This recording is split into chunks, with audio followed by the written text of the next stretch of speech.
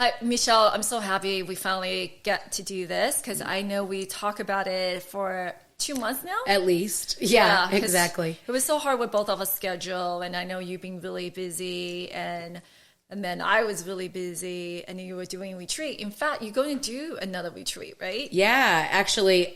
So I did a retreat a few years ago in Bali. Okay. And I am following up that retreat with this mini retreat in Hawaii and Oahu. We leave actually next week. Oh my God. I'm so excited. So I'm glad that I catch you before that happened. I mean, actually, how weird is that? Yeah.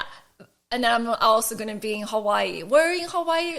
It's in Waikiki Beach. Yeah, so I'm going to be there. Oh, gosh. I'm going to check it out. I have to take some picture. Totally. I'm looking forward to it. Oh, I'm so glad that you're going to be able to be a part of it. Yeah, it's like, sure.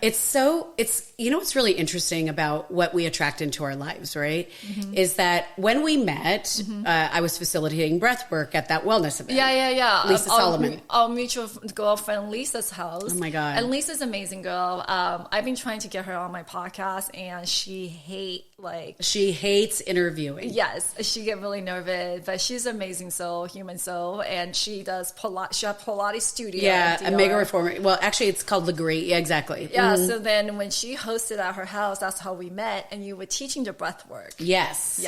And when I was teaching the breath work, you had a profound impact on you. For sure. And when I went to speak with you afterwards to help you come out of it, I thought, wow, I really need to get to know this woman, because what I loved about you, and which I see about you even more so now through this process with the podcast, is your commitment.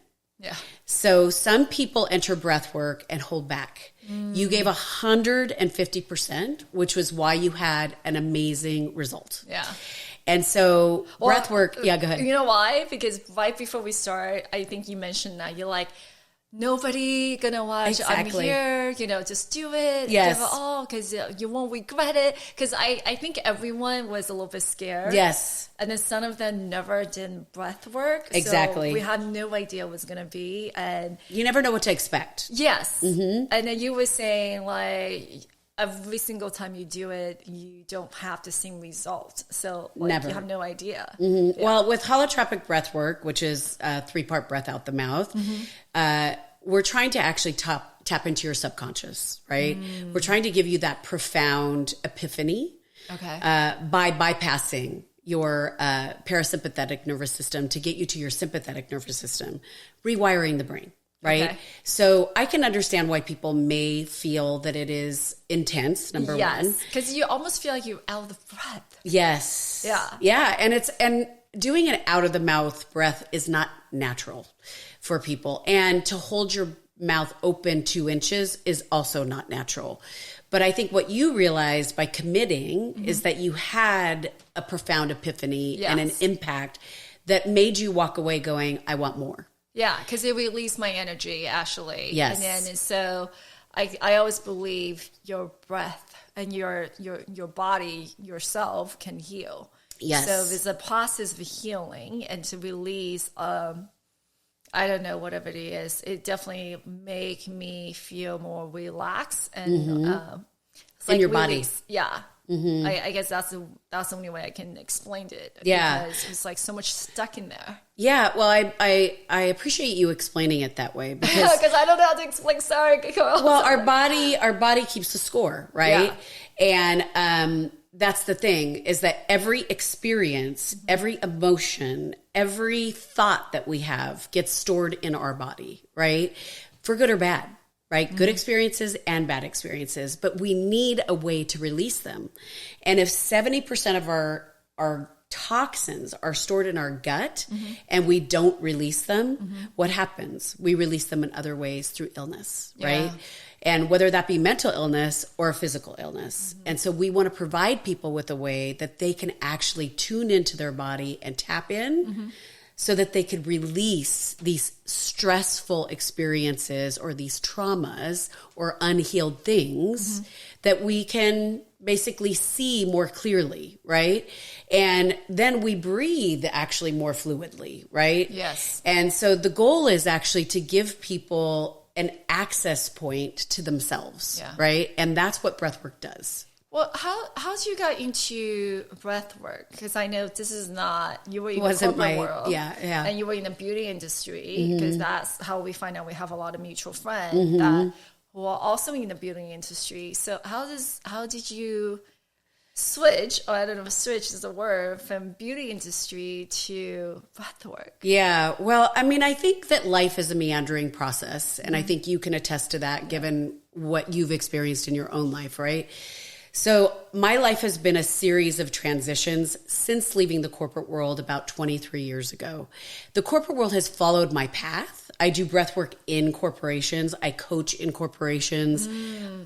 Like the entire time, even when I got into out of corporate, and into coaching, I welcomed educating people from companies on the path outside, right? Why is that? Because I think, as you get older, you start to actually become aligned more with who you are and how you want to show up in the world. So I believe one who actually gets called to be a breathwork facilitator, I believe it's a calling. It's not something that, you could seek it, but certainly most people find it through being called to try it, right? How did you get called to it? Well, about 4 or 5 years ago, I was actually feeling quite sad. And a friend of mine actually was looking to invest in my teacher's company. So there were 5 investors and 2 females other than myself and my friend that were in the room. So she was looking for somebody who had alternative experience, spirituality, wellness, that she could trust their opinion as to whether or not they should invest in his company. So she asked me to come. I'm certified in breathwork already. I'm a yogi and I'm certified in yoga and I teach yoga. But I literally was like, breathwork doesn't really work for me. I'm not really sure that I really want to go. But I thought, and I stopped for a moment, being divinely guided and being called to something. And I said, she wouldn't be asking me to do this if it wasn't important to her.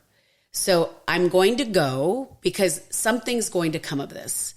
I had already been doing something else, which is actually a Chinese practice in the morning, which is called Chow Do tea ceremony. So I do a meditative 1-hour practice in silence, drinking tea.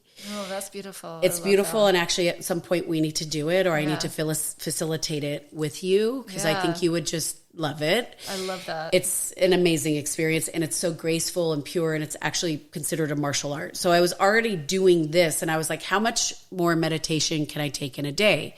Not realizing it was an active breath work, so it's really more like a workout, right? Right. So that's how I think most people look at it. Yes. And most women are afraid of it. Yes. They think that. Yes, exactly. So like I show up and I tell my teacher, I'm certified in breath work. I don't know if it doesn't do anything for me. And he said, all I'm going to say is just try it. Give it your 100%, like I said to you. Yeah.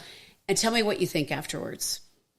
So like you, I laughed, I cried, I screamed. My body reacted in the same way that yours did, in the way of releasing toxins from my body. So this sadness that I had felt going in, I felt euphoric. I felt release. I felt relaxed. And I made a beeline to him. And, we're talking, there was like the head of the neuroscience department from UCLA there.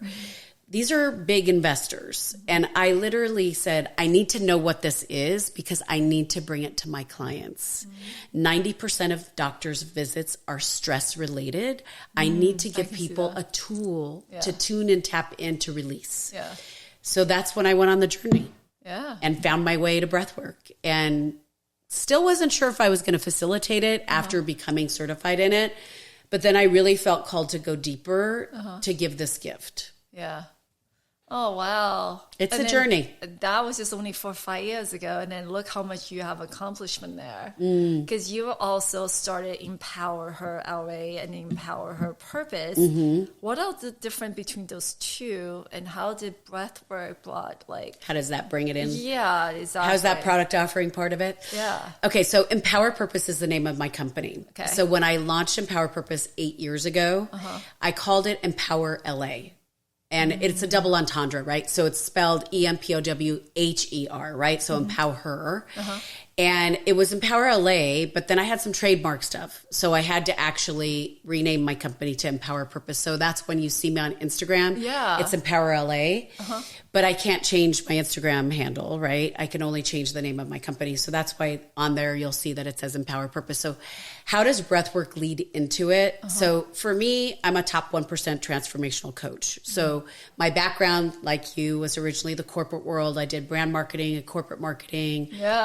International and domestic, which I love international marketing. And I never stopped doing marketing because I didn't love it. And in fact, just like you, I use it every single day in my company. Like how do people find us, right? Why are we here today? But for me, coaching was not just about serving others in finding their purpose or in what their path might be to entrepreneurship, toward a goal, whatever it might be. It was actually also because I had a violent allergic reaction to stress in the corporate world.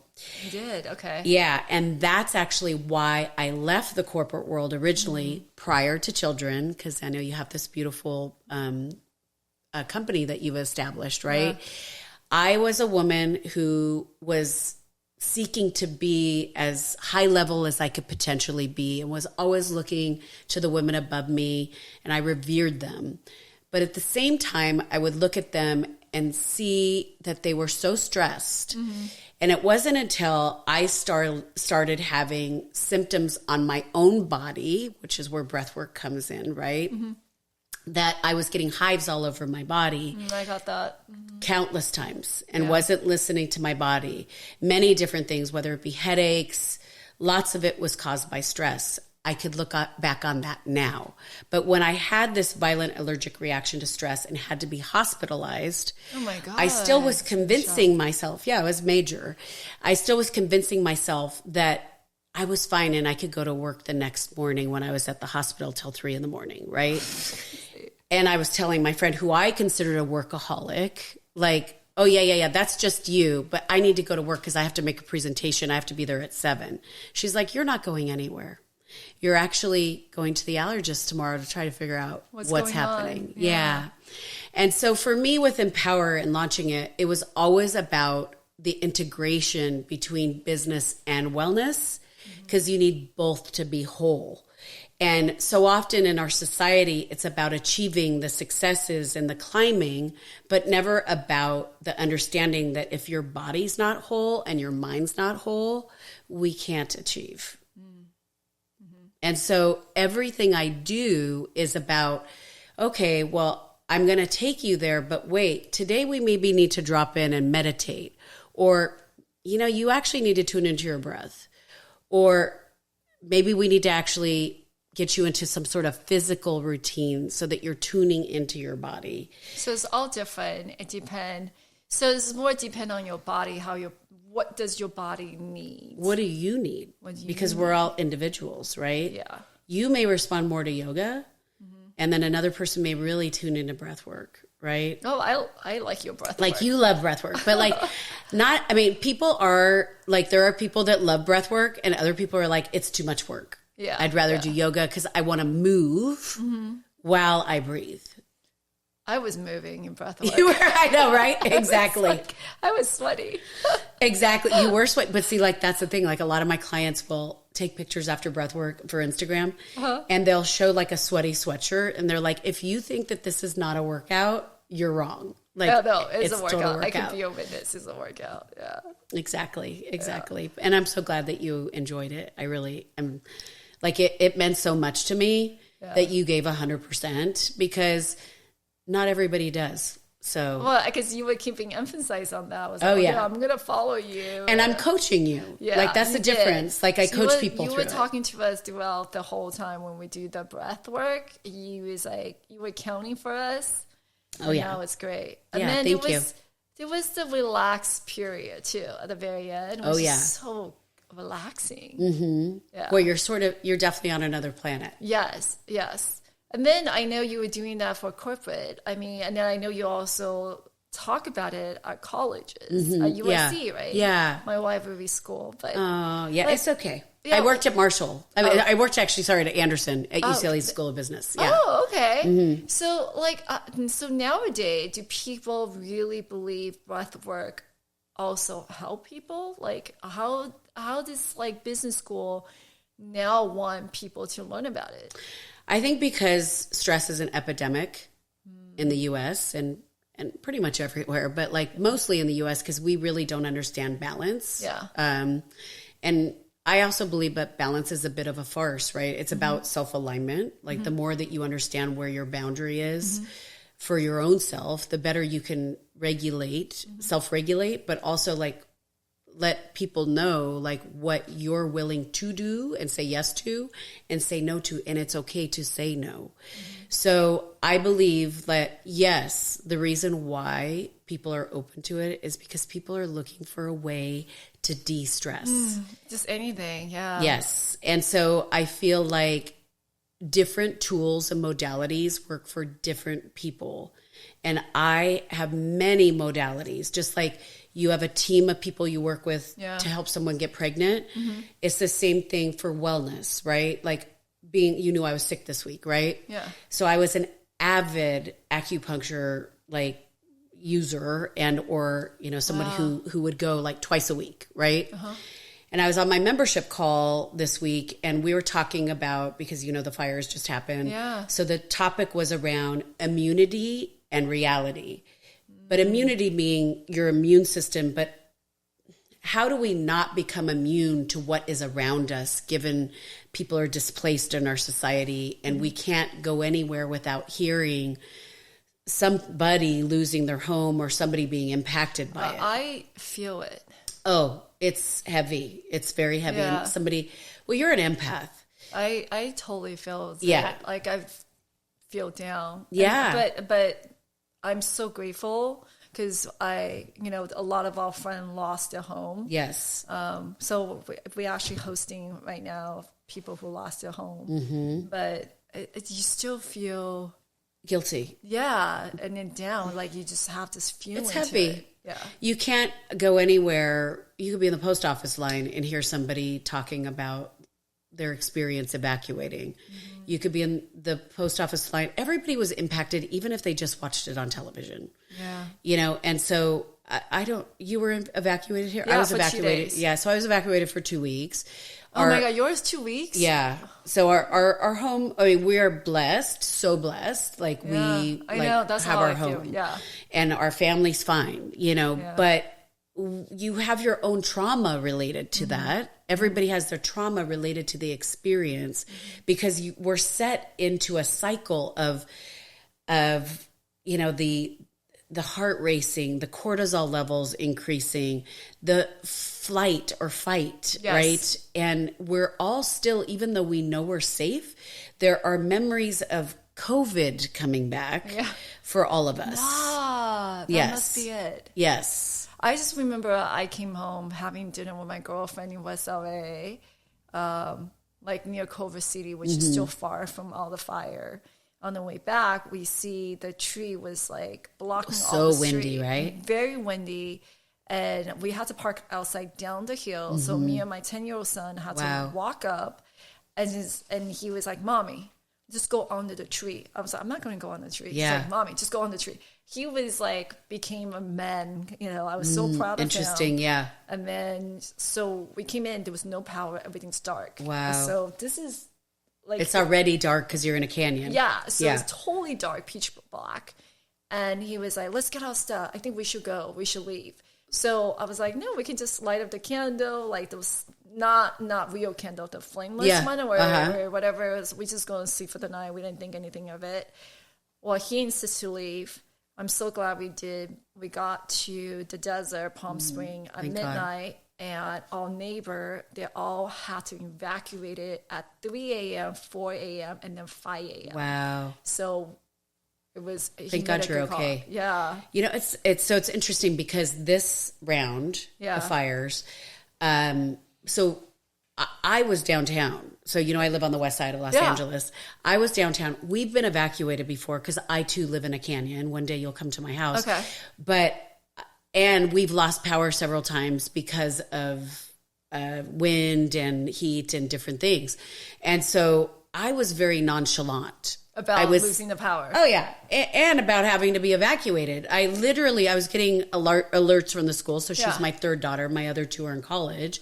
And I literally was like, oh, we've been evacuated before. It's okay. Yeah, they do. So-and-so could pick her up and I'll be back like just after this meeting. As I was at the meeting, I'm receiving so many calls from people saying, like, did you leave? Did you evacuate yet? You need to. And I show up back in our neighborhood and I'm so alarmed.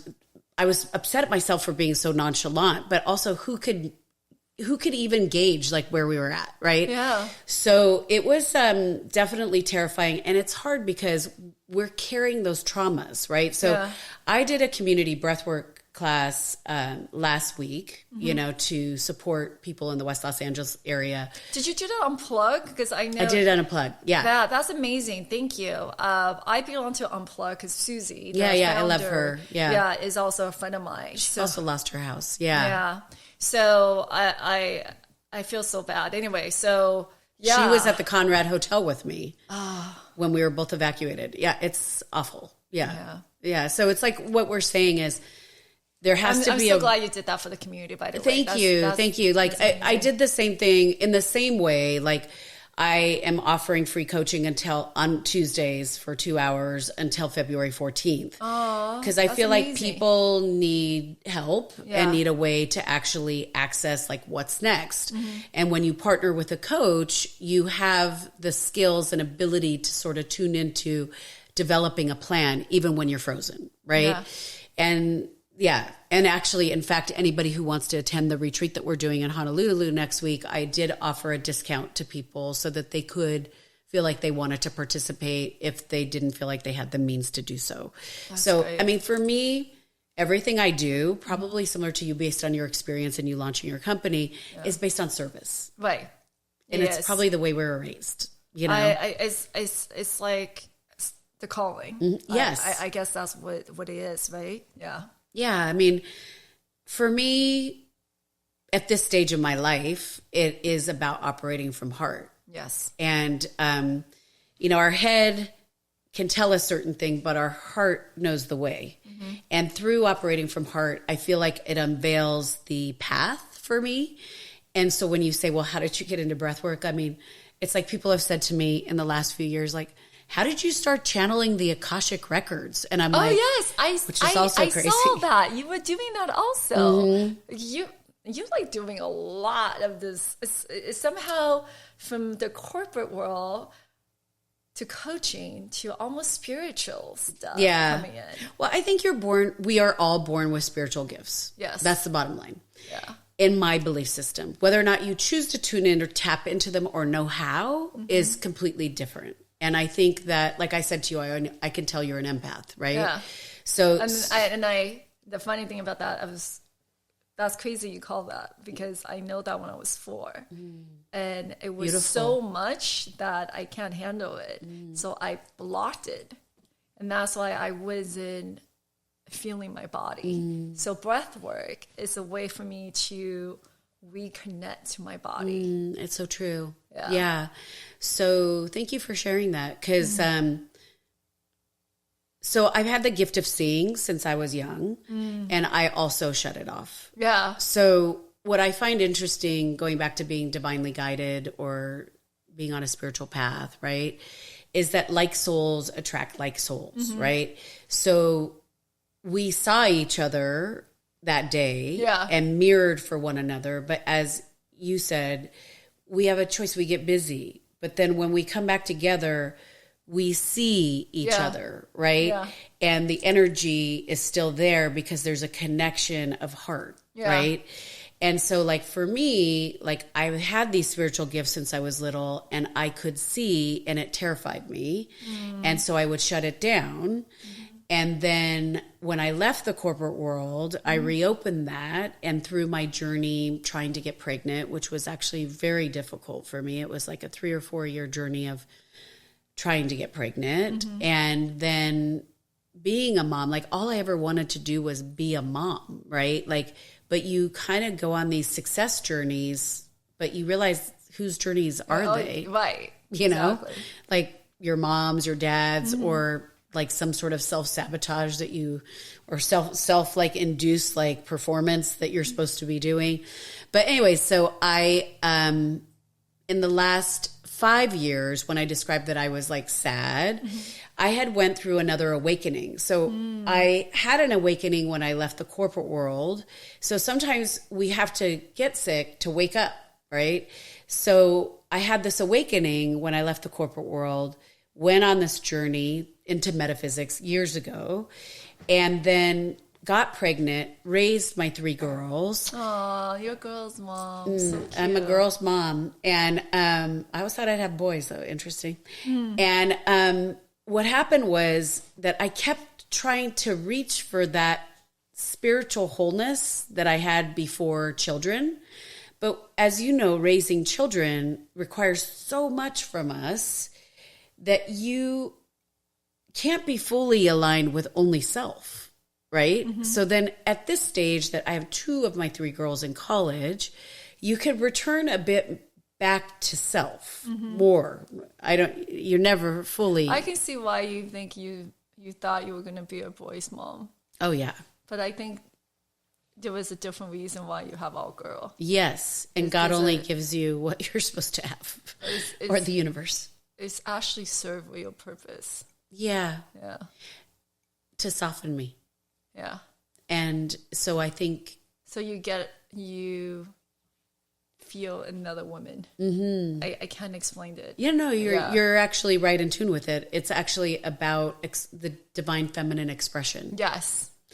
And so like when we talk about like the retreat next week, so why am I doing so many somatic exercises is to get women into their bodies, because it's so easy for us to go into our head.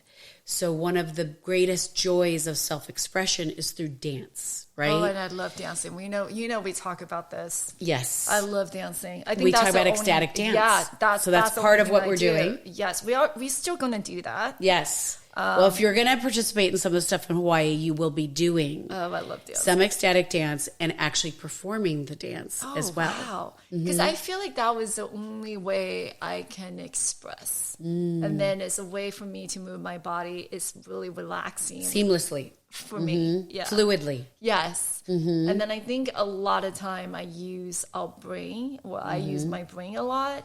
I don't feel the flow. And dancing was the only way where I feel that freedom and expression. Exactly. Yeah. Well, and that's exactly what I want to do, is empower the inner rock star, or the inner alignment. Wait, that's the name of your retreat. Exactly. I love it. So that people can embody that, not just through dance, but in their day-to-day life, right? So what I have learned, like through all of these different types of modalities that I explore, is how to embody it. And so to your point, thank you so much for seeing it, is that I believe God gave me the gift, or the universe gave me the gift of being divinely guided to have girls, so that I could see what maybe I didn't have, to empower them and to see their greatest, highest value. Yeah. I mean, for every woman that I meet, my desire is always to give them the gift of self. You do that. That's my goal. And I just telling you, you do that. Thank you.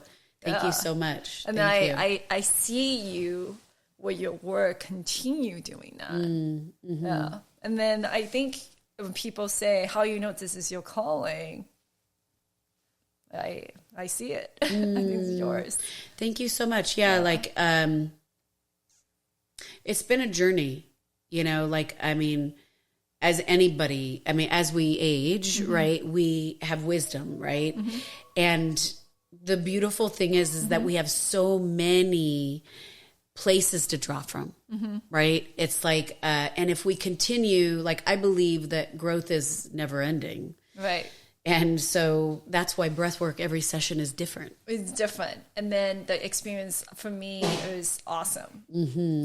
So about coaching, like I know you also do coaching.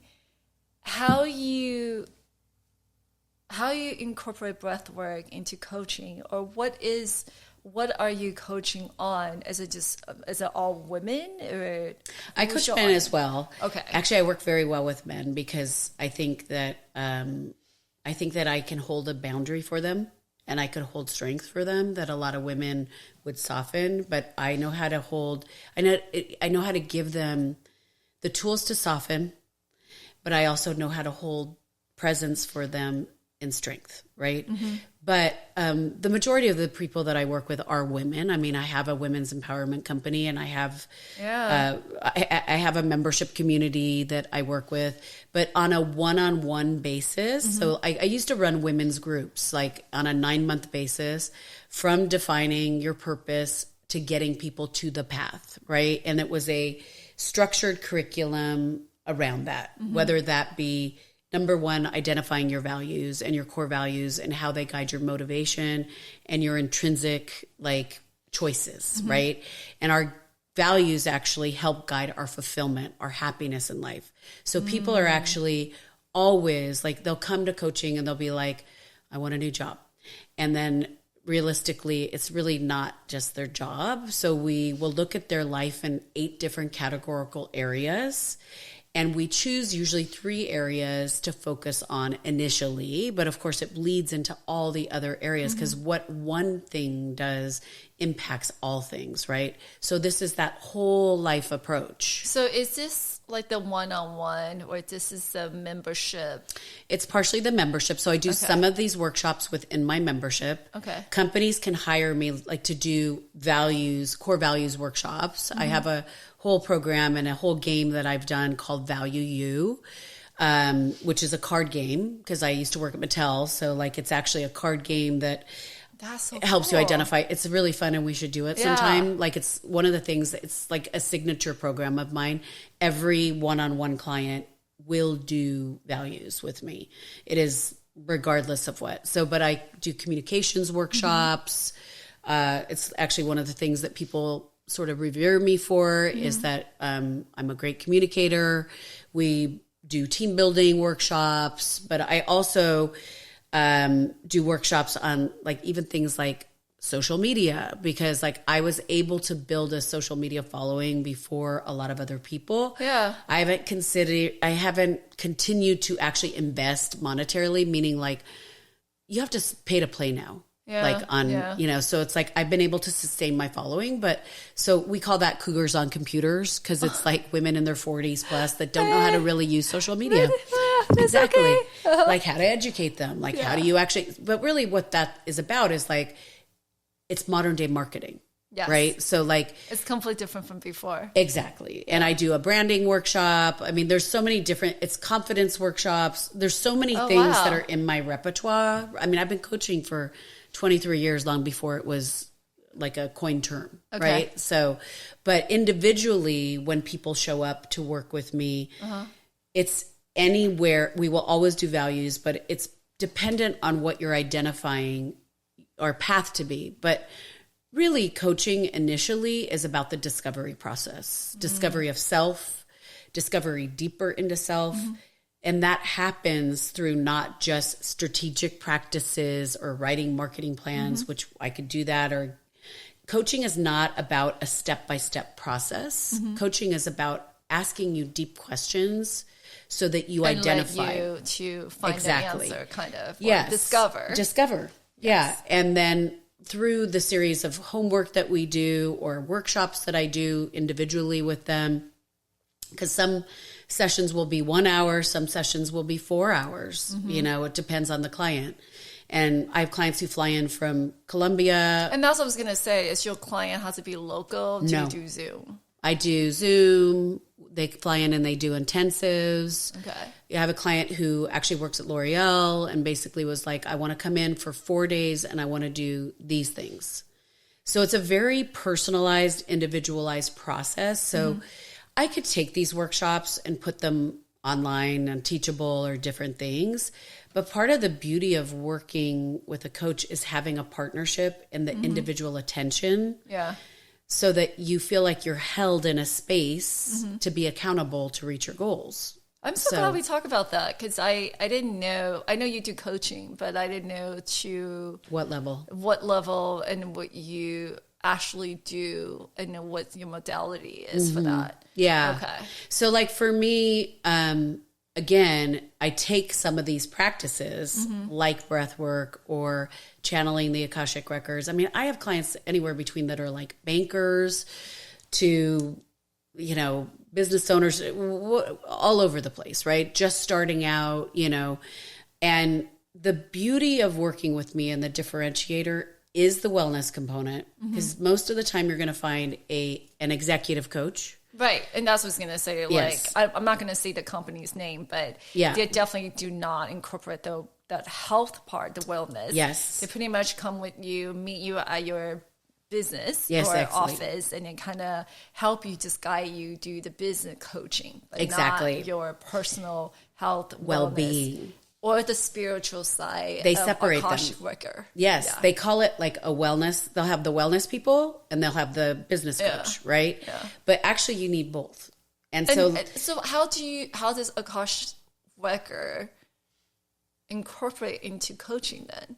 So the Akashic Records is actually your soul journey, right? So consider it the Google of your soul, right? So if you believe in multiple lives, that you die and you have another life, right?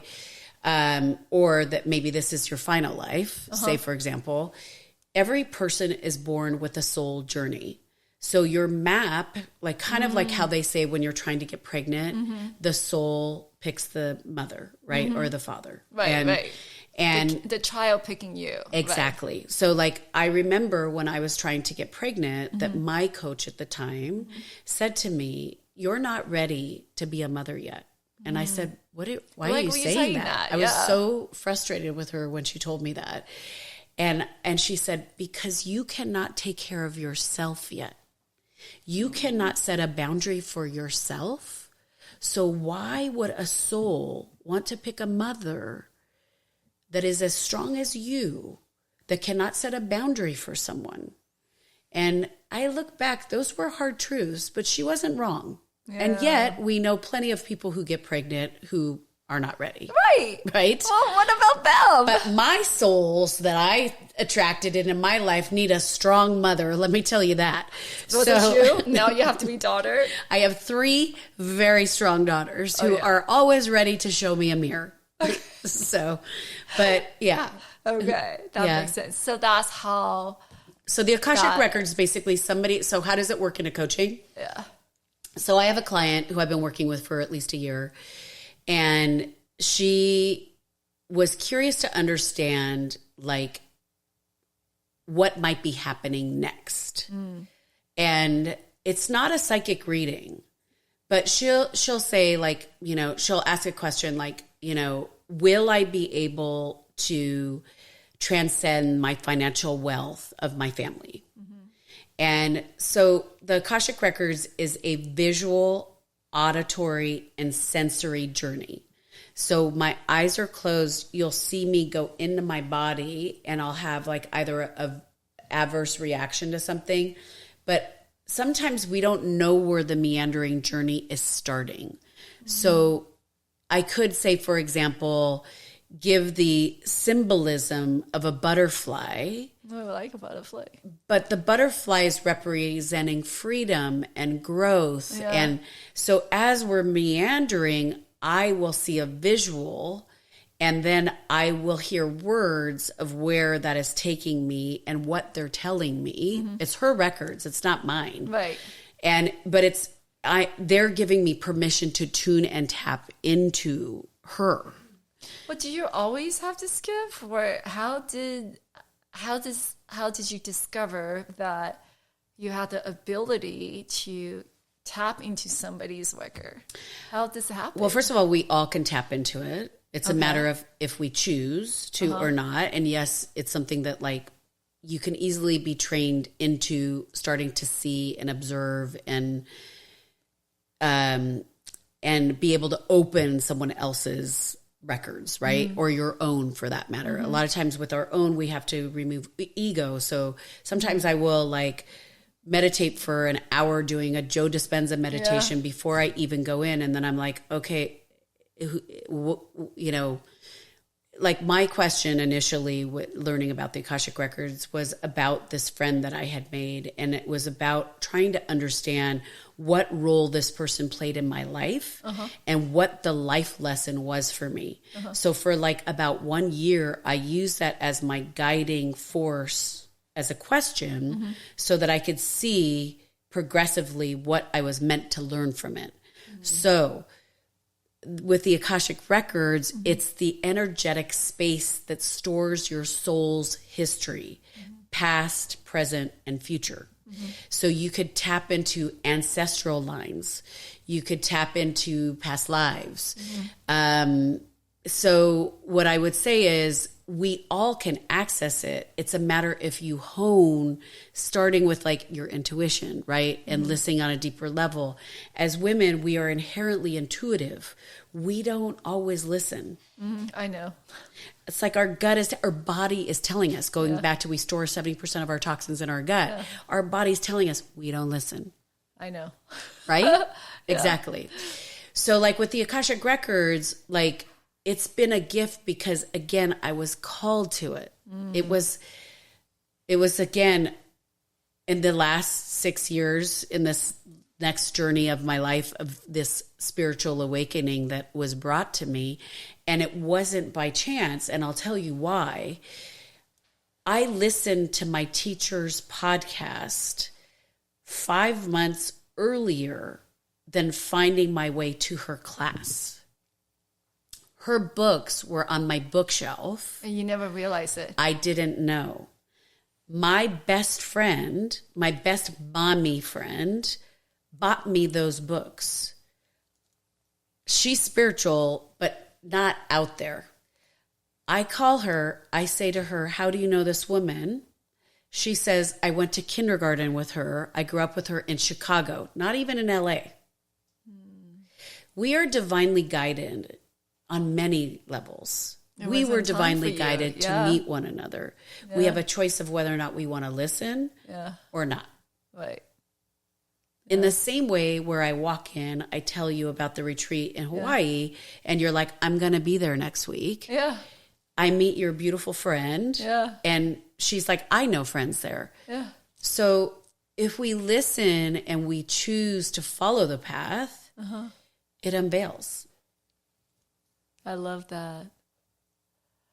Okay, well, I can talk to you for hours. Well, we can clearly talk to each other for hours. Yeah, it's like that's why we're supposed to do ecstatic dance together. Yeah, exactly. We need to do that. We need to find a day from that. We're going to when we can actually be outside again and not breathe horrible air, so I don't. Well, get a that's cough. Why. Sorry, the window was all closed and stuff. No. Like I have a cough. Yeah. Yeah, and then our house, we need to get the ashes cleaned out, but.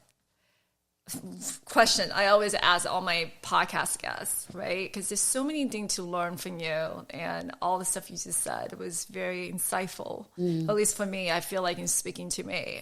But if we had to give advice to other women, you know, it's sometimes you just don't know what you said can really change somebody or giving them that aha moment. And then I think that if I can just give even one person the aha moment, then I feel very like happy because I feel like I did my work, right? I did a service. Totally. So I always ask my guests, like, if you have to give advice or tell somebody something, the younger self, like, with the experience that you went through, with life experience we went through, hardship or whatever, like what would be the one wisdom you would give? One is so hard. There's so many, right? There's so many. But I think don't be afraid. So I'm always in fear, but I have to force myself not to be. I spent a lot of time in my life. I don't believe in regrets. I only believe that you can come from today or this moment forward, right? And even really this moment is the only moment that we are ever given. in this lifetime. Yeah. Okay. So this moment is a gift. It's a gift that you gave me to be here with you. Mm-hmm. I spent a lot of time in fear in my life about the coulda, woulda, shouldas. It's not about that. It's about what you want. And we so often don't operate out of want. We operate out of obligation. And we look to the outcome instead of the moment. It's not about the outcome, because if you're present to the moment, the gift will unveil itself. And there is no fear. There's no fear in speaking from truth. It is only your gift to give someone your truth and their gift to receive. So when I decided to become a coach and I left the corporate world, my coach recommended a book to me that changed my life on fear. What was it? It's called Feel the Fear and Do It Anyways by Susan Jeffers. I'm going to look it up. And I recommend it to every client. Okay. It's actually part of my curriculum when you ask about my coaching curriculum. And it changed my life because it allowed me to ask myself the question, a simple question: what is the worst thing that can happen? You know, it's funny you said that, because in my mirror, I have a tag say, "Did you die?" It's like, because what's the worst going to happen? Did you die? Exactly. No, I'm still alive. Exactly. And that's the thing, is that really when we answer that question, so little times is it something that could be so horrific, right? Yeah, it was funny when you really think about it. Did you die? No. Exactly. And we're still here, yeah, right? We're still here. And so I think about, a lot of the choices, like whether it be to start a business, we both have a podcast, to start a podcast, whatever. There's so many things, right? And we interview some very impressive people, right? What is the worst thing that can happen? Not a lot. Yeah. And then just the fact that you are breathing, that's such a gift. Yeah, because, so it's funny, last year, so I pick a word of the year every year, right? I want to know yours. Me too. I do the thank same. You. What's your word? I would tell you so mine. my word this year is actually amplify. Amplify, I like Came from that. my subconscious in a breathwork session, actually. Mine was freedom. Any reason why? Just curious. I'll share with you why if you... Mine was freedom because of freedom from all the limited belief or restraint and what I was expect or should. I love that. And no shoulds anymore. No should. And so the freedom is to be truly authentically of me, myself, what I truly want that align with me. And that to me is a sense of freedom. I relate to that. I relate to that a lot. And I think this goes back to obligation, right? So so often as women, we live from other people's desires for us when it's about what we need to nourish within, right? And I think that we want to be free, but this goes back to the somatic stuff at the retreat, right? And that was so the it's reason to dance. You feel freedom through dance, Yeah. right? I feel freedom through dance. I feel freedom when I'm in my body, not when I operate from shoulds. Right. Yeah. So the word EmpowHer, because it's about being in service and using my voice to create more momentum for good in the world. I like that. Yeah. So it's not necessarily about being louder. No. It's about serving. I love that. Yeah. Yeah. I know. No wonder we get along. Exactly. Well, thank you for coming out. Like I said, we can talk hours and hours. Thank you. I'm honored. Yeah, I'm honored. I think my team gonna kill me. I'm sure. But then I love the fact the word EmpowHer. I'm gonna put that in my journal today. Yeah, I feel so grateful to sit with you today and to. I'm honored to learn more about your journey, and I mean, you're a rock star. Thank you. I think I'm learning to receive. I think as I have a hard time receiving compliment. I do too. Okay. So yeah. I'm learning. Yeah. Well, we both, I don't know if you were, I came from immigrant family, right? Yeah, me too. Exactly. So it's the perfectionistic. Yes. Was it ever good enough? Yeah. And then working in the corporate world. Yep. Obviously, you know, we always were striving for more. It wasn't Yep. good enough. Like, I always tell people, like, you can rip it apart. I don't really care because I'm used to actually feedback. It's good. Yeah. You know? I'm used to the negative. Exactly. Exactly. Constructive, not negative. But Exactly. So anyways, but I am so grateful. Thank you so very much. It's such an honor for me to have you here also. You're the best. Thank Really. you.